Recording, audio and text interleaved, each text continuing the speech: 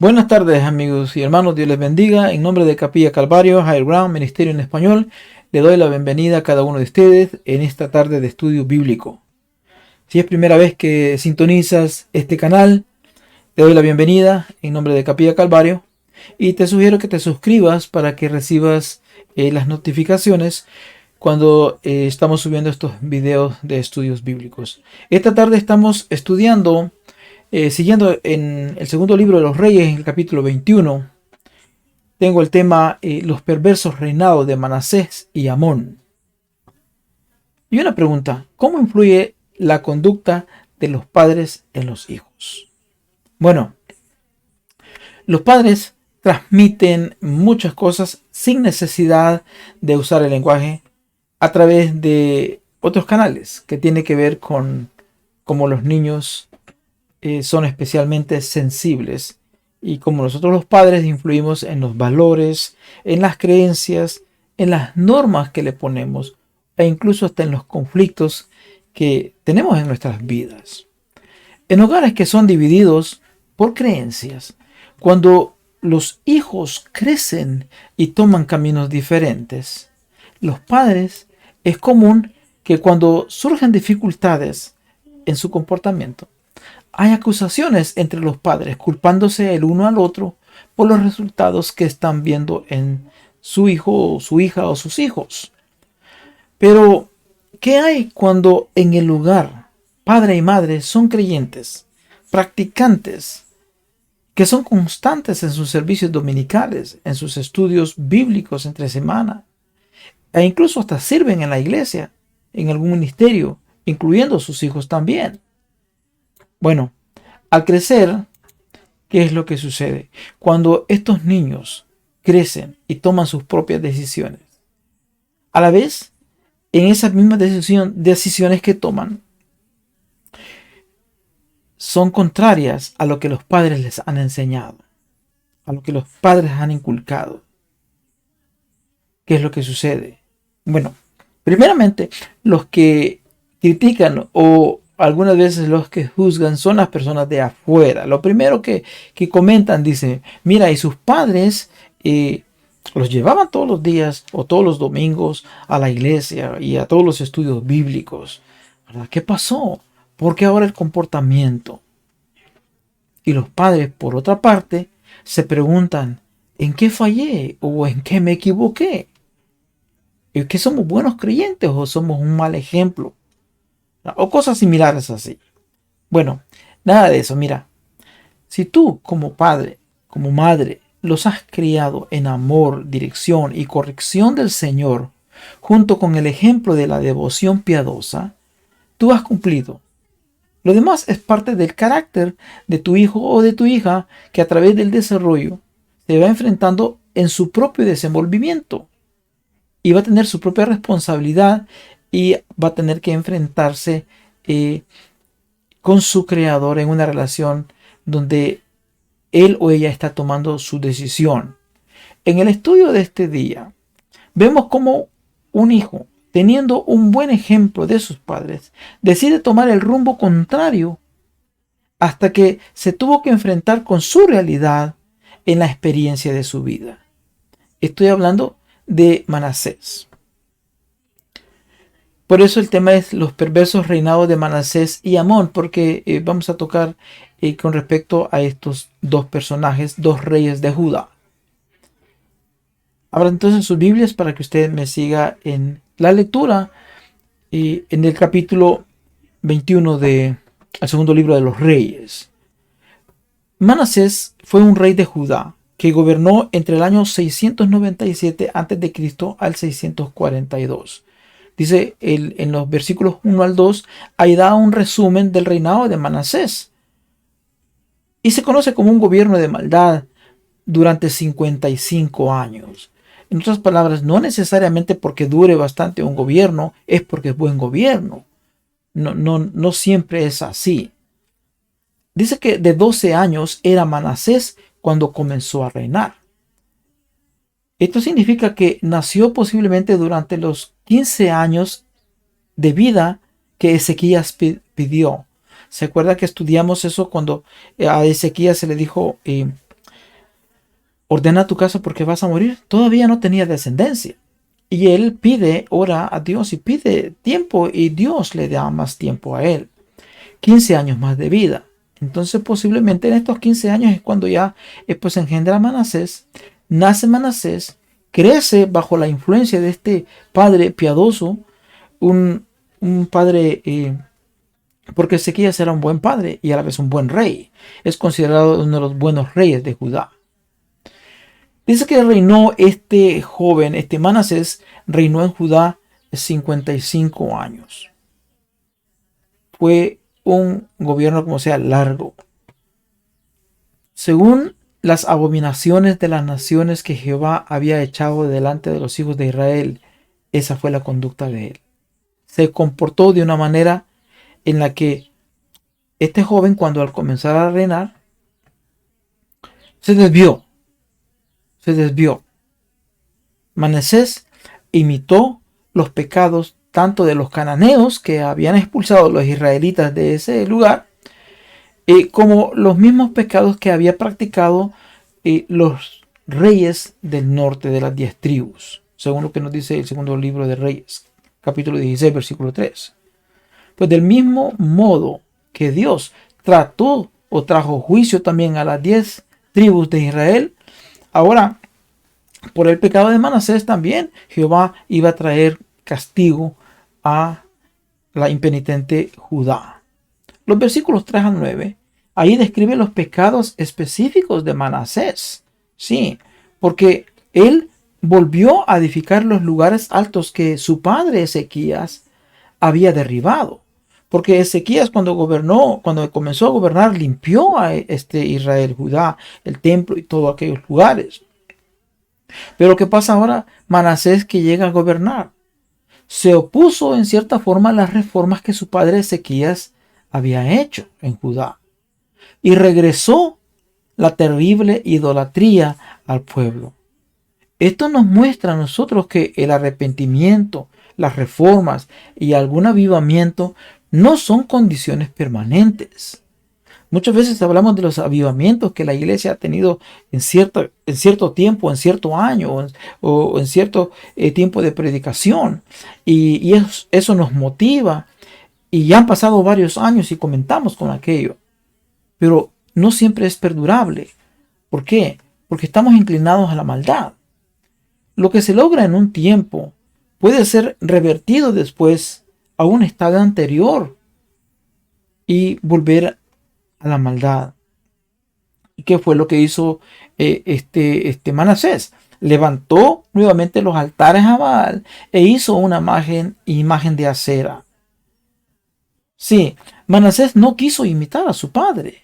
En vez de eso, imitó a uno de los peores reyes de Israel. Imitó a Acab. Él adoptó la misma adoración a Baal y a Acera, patrocinado así por el Estado, los cuales marcan este reino, como lo hizo Acab. Adoró también a todos los ejércitos de los cielos y rindió culto a aquellas cosas. ¿Qué se refiere cuando dice que rindió culto al ejército de los cielos? Manasés no solo trajo de vuelta estas antiguas formas de idolatría, sino también trajo nuevas formas de idolatría a Judá. Ya tenía la influencia por las costumbres antiguas que habían sido desarraigadas, pero no del todo, porque aún quizás estaban en el corazón de algunas personas, al grado de que cuando Manasés la impulsa, todo el mundo se vuelca a hacer lo mismo. Pero a la vez introdujo nuevas cosas. En este tiempo, el imperio de Babilonia crecía en poder e influencia idolátrica y tenía una atracción especial hacia la adoración astrológica. Por eso es que Manasés imitó esto, pues ahí dice la palabra de Dios, ¿no?, que adoró a todos los astros de los cielos. El culto a los astros de los cielos ha sido un culto que se ha extendido hasta nuestro tiempo. Nuestro tiempo moderno todavía siguen. Es decir, este culto a la adoración astrológica ha influenciado en todas las culturas, en todos los estratos sociales hasta el día de hoy. Lo podemos ver en todo tipo de publicaciones, en la televisión, en la radio, en el internet, en los periódicos, en la revista. Nómbrelo usted. A lo mejor usted lo ha visto. Son los famosos horóscopos. Los astros de cada mes.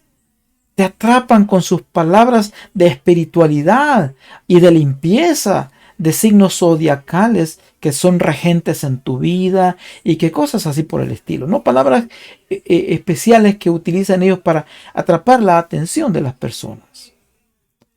Parece algo ingenuo, pero igualmente a la luz de la palabra de Dios, eso es idolatría y puede resultar muy atrayente para muchos, aún para creyentes. Hay que tener mucho cuidado, porque Manasés se desvió en este tipo de adoración. Y dice que asimismo, pues, Manasés edificó altares aún dentro de la casa de Jehová. No respetó ni siquiera el templo. Era suficientemente malo que Manasés permitiera que esta adoración de ídolos la permitió, en otra forma, legalmente para Judá, porque la introdujo en el templo. Corrompió la adoración al Dios verdadero en el templo y le hizo lugar allí e hizo altares en el mismo templo a Jehová. Hizo altares para ídolos, incluyendo los que le habían dedicado culto a esta nueva adoración astrológica. Posiblemente hicieron los símbolos astrológicos en el templo, pero dice ahí que él le edificó altares para todos los ejércitos de los cielos. Pero hizo algo todavía más, que fue más terrible, un pecado execrable: pasar a su hijo por fuego. Manasés sacrificó a su propio hijo al dios cananeo Moloc, quien era adorador, y quemaban a los niños, los tiraban al fuego. Se dio pues a observar estos tiempos y también fue agorero, instituyó encantadores y adivinos. Manasés invitó a la influencia satánica directa con su aprobación e introducción a estas artes ocultas. Puso esta imagen de acera que él mismo había hecho allí en la casa de Jehová. Acera era la diosa cananea de la fertilidad y era adorada a través de prostitución ritual. Esto llegó a ser atrayente para ellos. Significa pues que Manasés se convirtió el templo en un burdel de idolatría y él mismo se dedicó a esos actos idolátricos. Convirtió el templo de adoración a Jehová en un burdel de idolatría a esta diosa Acera. Pero ellos no escucharon las advertencias de los profetas. Manasés los indujo que hicieran el mal. Ellos preferían escuchar la voz del líder, del rey. Esto describe pues la actitud básica del pueblo de Judá durante aquel reinado de los 55 años que reinó Manasés. No escucharon las generosas promesas de Dios. No. Además, ellos voluntariamente fueron inducidos a la perversidad del rey Manasés. Porque el rey podría haber estado desviado, pero el pueblo igualmente, si no quería acompañar al rey en esta idolatría, ellos mismos hubieran protestado, porque de hecho eran la mayoría, y hubieran clamado por volver a la adoración pura, pero ellos se desviaron y se contaminaron. El pueblo igualmente siguió a su líder que se había pervertido. Ciertamente pues fue un rey perverso, pero el peor pecado fue por parte del pueblo, porque aceptó esa seducción voluntariamente. El pueblo era la mayoría y ellos podían haberse rebelado en contra de este rey, pero el pueblo no lo hizo. Según lo que nos dice el segundo libro de Crónicas, en el capítulo 33, versículo 10 dice: y habló Jehová a Manasés y a su pueblo, mas ellos no escucharon. Sí, le mandó profetas. Dios les habló tanto al pueblo como al líder, pero ellos rechazaron su palabra. Esta fue una transformación de la cultura que generalmente honraba a Dios en una cultura que glorificaba la idolatría y la inmoralidad. Eso es un sincretismo religioso, lo cual Jehová no lo iba a permitir. No era posible querer adorar a Jehová mezclado con la idolatría y la inmoralidad que ellos estaban cometiendo. En general, podemos decir que esto sucedió porque el pueblo quería que sucediera. Le encantaba, le pareció interesante. Su conciencia no les estorbó para hacerlo y convertirse también ellos en idólatras. No se interesaron, pues, por el rumbo que estaba tomando no solamente la adoración, sino que también su cultura estaba cambiando. Los versículos 10 al 15, Dios promete juicio contra Judá. Sí, Dios no se queda callado. Por eso dice que habló pues Jehová por medio de sus siervos los profetas. Cuando los líderes y la cultura popular habían abandonado al Dios de Israel, a Jehová, Dios aún todavía tenía voz. ¿Quiénes eran esos voceros?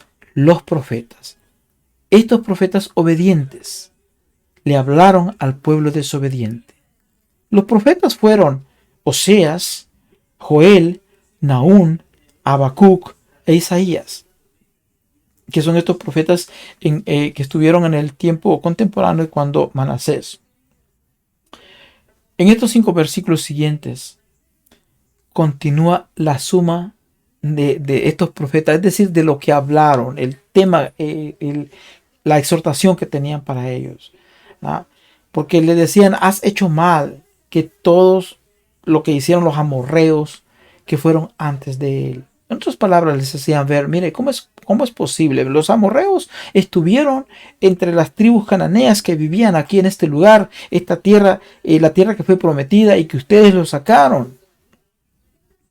Ahora que están cometiendo ustedes los mismos actos violentos, la inmoralidad y la vida depravada que tenían aquellos, ahora ustedes lo están haciendo también. Por eso, por lo tanto, les retiñirán ambos oídos. ¿Qué quería decir esto?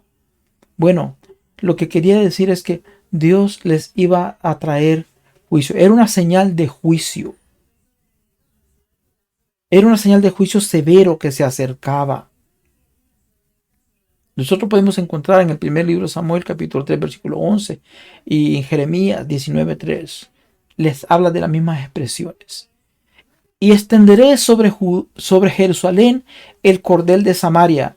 Fue el mensaje que llevaban los profetas. Eso fue lo que les dijo Jehová. Y extenderé sobre Jerusalén el cordel de Samaria. Y la lógica es simple.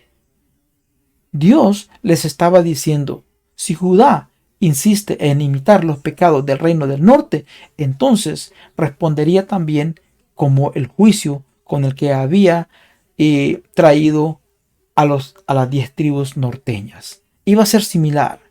¿Cuál era eso? Bueno, Dios tenía que purificar Jerusalén, porque le dice ahí, utiliza la expresión, es una forma, dice, como se limpia el plato que se friega y se vuelve o se pone boca abajo. Cuando usted lava un plato, ¿verdad?, para que se seque, lo pone así boca abajo.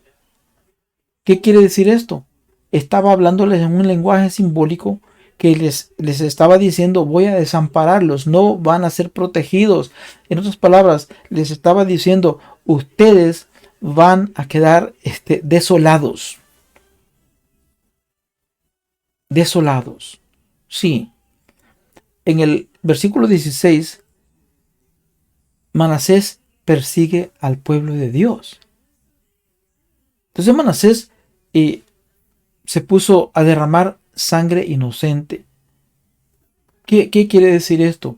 Bueno, porque lo que sucedía era que los que se le oponían bajo el reinado de estos reyes, pues verdad, los perseguían, los obligaban, en otras palabras, a tener esta religión idolátrica.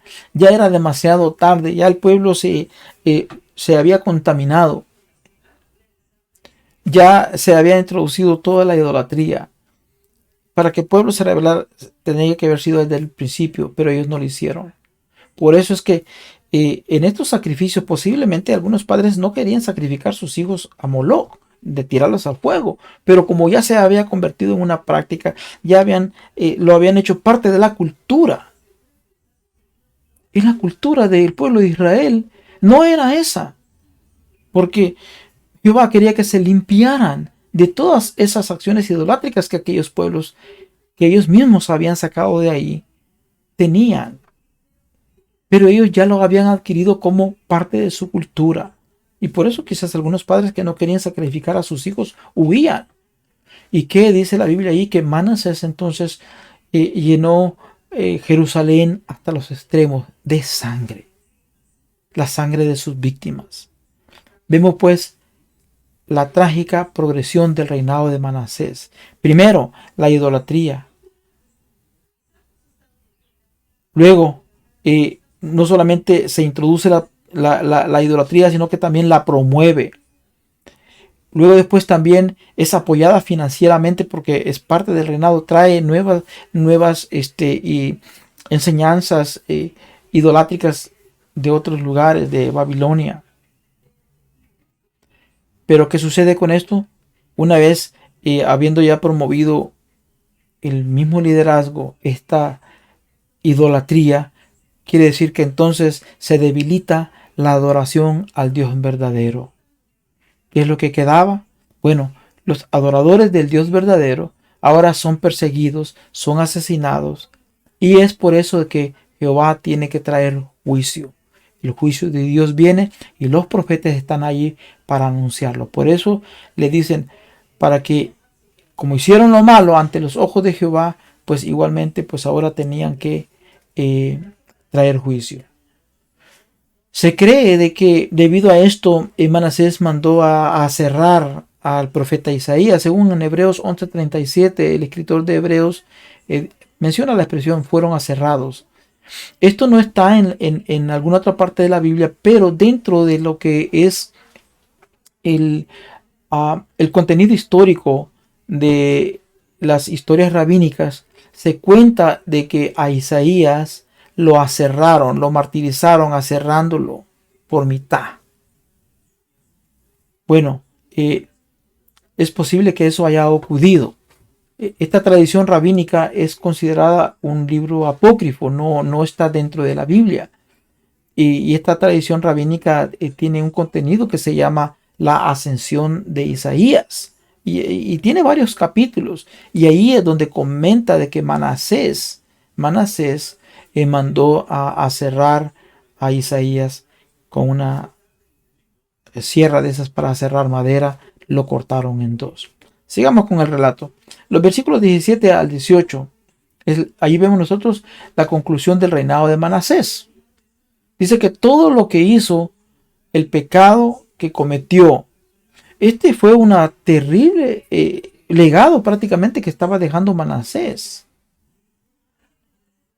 Y como hablamos a un principio en la introducción, la cuestión aquí es que Manasés había recibido una educación, podríamos decir, de las mejores, porque el buen ejemplo de su padre que había recibido, un hombre piadoso, que adoraba a Jehová y que había limpiado a Judá de la idolatría, su padre, el rey Ezequías.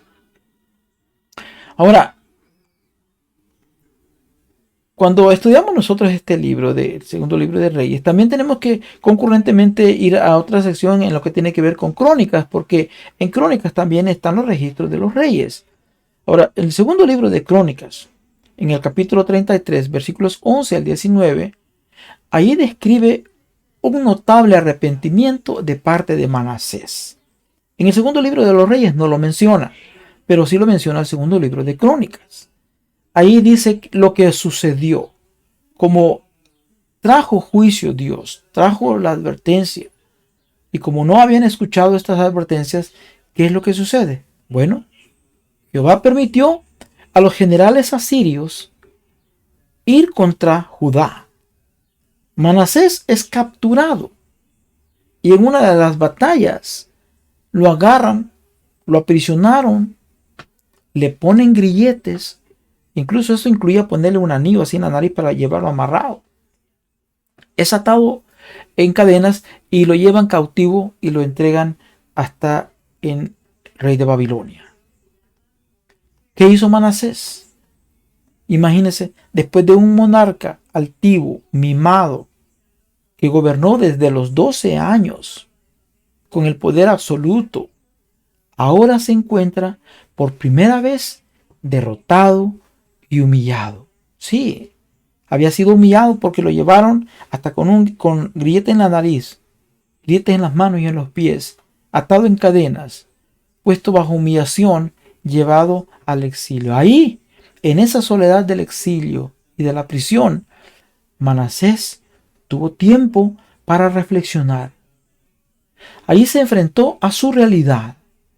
Posiblemente se había comportado como todo un rey mimado, como todo un hijo mimado. Pero allí, puesto en angustia, lo obligaron, en otras palabras, a revisar su vida pasada. Ahí se dio cuenta de que todas las profecías que se decían en contra de lo que él estaba haciendo se habían cumplido. Se habían cumplido. Ahí reconoció entonces la acción del Dios Todopoderoso. Antes no lo quiso ver. No lo quiso ver en la influencia de su padre. No lo quiso ver en las profecías que hablaban los profetas. En otras palabras, no lo quiso ver por las buenas. Y eso pasa en muchas personas. Tienen que verlo en las circunstancias difíciles. Por eso ahora que estaba ahí, en el exilio, humillado, en prisión, solo, puesto en angustia, se da cuenta de que realmente el Dios de Israel es el Dios verdadero. Por eso oró a Jehová, a su Dios, humillado grandemente en esa presencia del Dios de sus padres, en esa intimidad de la soledad, según lo que nos dice el segundo libro de Crónicas 33, 12 al 13. Dios respondió su oración y lo restauró a su trono. Como resultado, Dios obró un gran milagro al hacer no solo que lo dejaran libre, sino que lo restituyeran a su trono.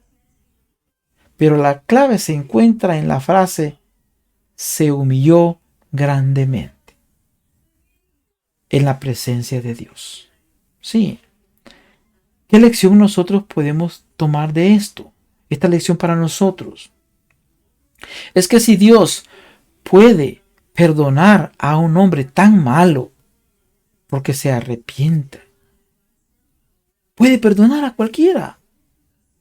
Sí. Así es que si tú eres un padre que has estado, o una madre que has estado batallando porque tu hijo tomó el camino, el sendero equivocado, pero tú estás consciente que lo criaste en la disciplina del Señor, con amor y dirección, y le diste un buen ejemplo, ¿sabes qué? Sigue orando por él, que Dios lo toque. Si no ha querido bajo esos parámetros en que tú le has enseñado en las buenas, ¿sabes qué? Va a llegar el momento en que va a volver en sí, en circunstancias donde, en esa intimidad con Dios, hacerlo volver en el buen camino. Por eso, Dios nos dice en Isaías 1:18, venid luego y estemos a cuentas. Si vuestros pecados fueron como la grana, o fueren como la grana, serán como la nieve emblanquecidos. Si fueren rojos como el carmesí, dice, vendrán a ser como lana blanca. Sí, hermanos, cuando los profetas de la antigüedad exhortan al pueblo a arrepentirse, a cambiar de parecer, a un llamado, eso tiene que ser un giro completo, que surja del corazón arrepentido, que surja de ese corazón de la voluntad de la persona. Manasés entonces probó que su arrepentimiento fue genuino al quitar los ídolos y dioses extranjeros de Jerusalén. En otras palabras, el arrepentimiento no tiene que ser solamente de palabras, sino que también con acciones. ¿Por qué? Porque cuando Manasés fue restituido a su reinado, segundo libro de Crónicas 33:16, dice de que él mandó pues entonces a Judá que sirviesen a Jehová, Dios de Israel. Sí, ahora vuelve la adoración pura a Judá. Este es un maravilloso ejemplo del principio que dice Proverbios 22:6, ¿no? Instruye al niño en su camino, y aun cuando fuere viejo, no se apartará de él. Posiblemente se desvíe momentáneamente por su carácter, por las experiencias que aprenden, de los malos hábitos que otros les enseñan. Pero ¿sabes qué? A su debido tiempo, eso que se ha enseñado está allí. Hay que orar para que sea el Dios del cielo, el eterno Padre, lo restituya, le hable. Manasés fue criado por un padre temeroso de Dios. Sin embargo, vivió rebelándose contra la fe de su padre, a lo mejor la mayor parte de su vida, durante su crecimiento. En este caso podemos decir que fue verdad lo que se dice después, ¿verdad? Que Manasés durmió con sus padres. En otras palabras, cuando Manasés muere, pues es enterrado con sus padres. Reflexionando sobre esto, hermanos, tú que eres creyente del Dios eterno y todopoderoso y has criado a tus hijos en la obediencia a Dios y que se han apartado del camino, ese camino que tú les has enseñado, no te frustres, ni te consideres un mal padre o una mala madre. Tú sigue encomendando a Dios que lo que le has enseñado esté todavía ahí, y no te des por vencido, no te des por vencida, creyendo que tal vez fue en vano. No, ponlo en las manos de Dios y que Él se encargue de traerlo al buen camino. Manasés, aunque Dios le perdonó porque se arrepintió, claro, vino demasiado tarde en cierta forma para cambiar a toda la nación. Ya la mala influencia estaba allí. Pero al menos se arrepintió y lo demostró con acciones. Aunque no pudo transformar todo el pueblo, no fue lo suficientemente también como para cambiar lo que ya Dios había determinado. ¿Por qué? Porque el castigo ya había sido, Dios había dicho que los iba a castigar. Por eso nosotros, según lo que nos dice el segundo libro de Reyes, capítulo 24, 3 al 4, bueno, esos años después, cuando Jerusalén cayó ante Babilonia, se cumplió después la palabra de Jehová. A su muerte reina su hijo Amón. Y vamos a tocar brevemente, pues, ¿verdad? Porque fue también igualmente el reinado de Amón, el hijo de Manasés, fue un reinado breve. Porque en este caso, pues sí, Amón recibió un mal ejemplo de parte de su padre Manasés.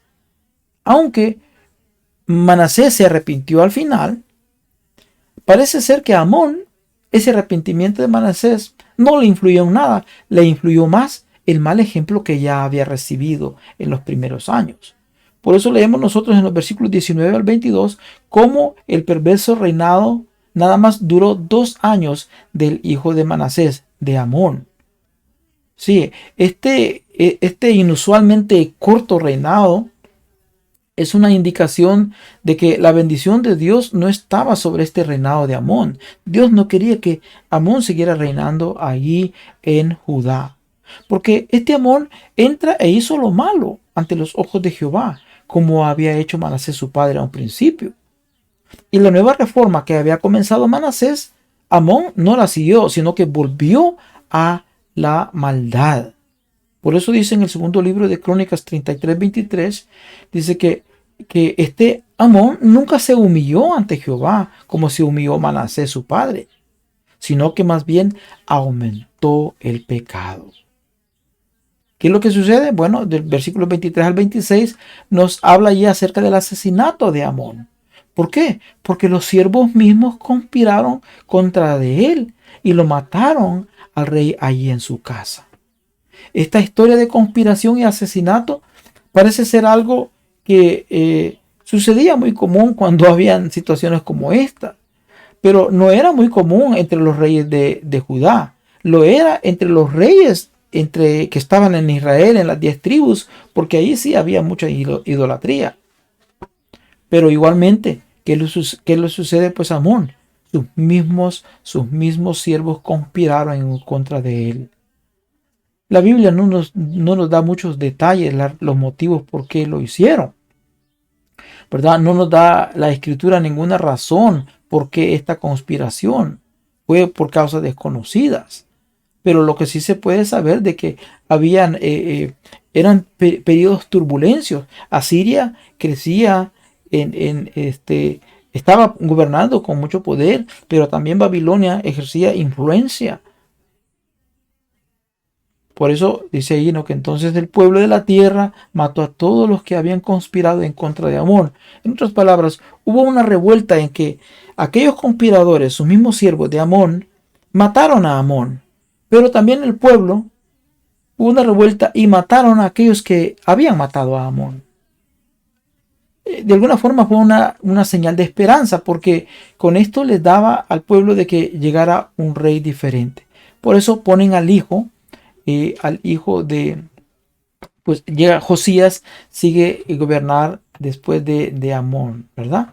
Aunque el rey Amón fue asesinado, Dios le permitió a Judá que se metiera en ese mismo hoyo, ¿verdad?, de anarquía que había.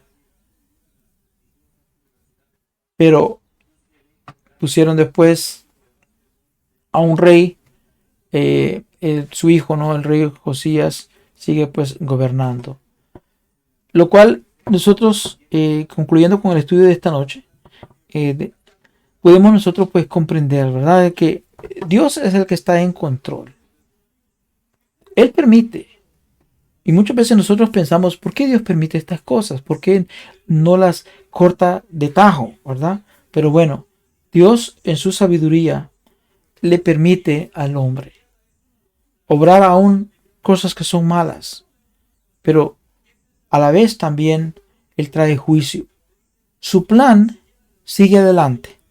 El hombre obra malamente, pero también Dios advierte y da tiempo para arrepentimiento. Y este capítulo nos enseña cómo Dios, aún así, teniendo este hombre esta actitud, Dios le perdonó. Lo cual nos ayuda a nosotros a considerar cuando hablamos del mensaje, cuando hablamos a personas no creyentes que a veces no se sienten dignos de recibir la palabra de Dios porque no sabemos qué cosas han pasado en sus vidas. Pero ¿sabes qué? Mira, pon el ejemplo o mira el ejemplo que tienes acá. Este individuo hasta puso sus hijos a sacrificar en el fuego. Son pecados execrables. Hoy en día, ¿cómo se cometen pecados como abortos? Muchas mujeres han cometido abortos y en el momento de frustración se sienten que no encuentran la salida y las aconsejan mal. ¿Y qué es lo que sucede después de eso? Después de que han dado aborto, su conciencia les acusa y en vez de haber solucionado un problema, crearon otro peor, porque van a vivir con ese cargo de conciencia por toda su vida. Y cosas así, ¿verdad? Hay otras muchas cosas similares que podríamos hablar. No importa cómo es tu vida. Si tú te arrepientes de corazón y obras en armonía a ese arrepentimiento, Dios es fiel para perdonarte. Dios es fiel para perdonarte. Como dice Isaías 1:18, ¿verdad? Vengan, pongámonos a cuentas. Aunque sean muy oscuros sus pecados, van a ser blancos como la nieve. Aunque sean muy rojos, van a ser como la lana blanca. Sí, hermanos. Con esto concluimos el estudio de esta noche. Y es primera vez que tú sintonizas estos estudios. Te invito pues a que te suscribas. Comparte estos estudios. Compártelos con tus amigos, con tu familia. Sé parte de este ministerio, ¿verdad? Y conéctate a través de la red. Visítanos en nuestra página también. Y suscribiéndote a este canal. Gracias por sintonizarlo. Y que el Señor te bendiga. Que Dios te bendiga y que pases buenas noches.